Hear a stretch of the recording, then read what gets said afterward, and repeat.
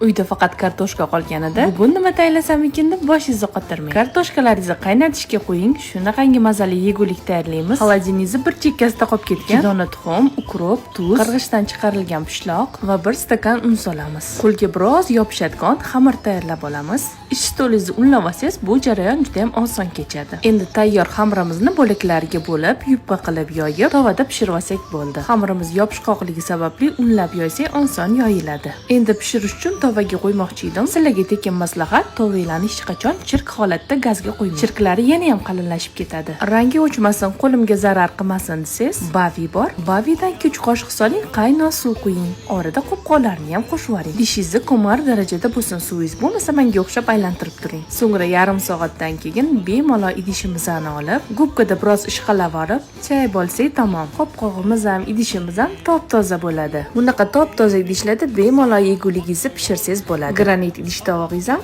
uzoq xizmat qiladi sizga. Yoyib olgan mazali yeguligimizni ikkita tarafini blinchikka o'xshatib, qizartirib pishirib olamiz. Issiq holatida ustiga sariyog' surtamiz. Qarabsizki, bir pasda ham mazali, to'yimli yeguligimiz tayyor. Ushbu retseptni Ramazon menyuyingizga albatta qo'shib qo'ying. Oling, siz ham yeb ko'ring.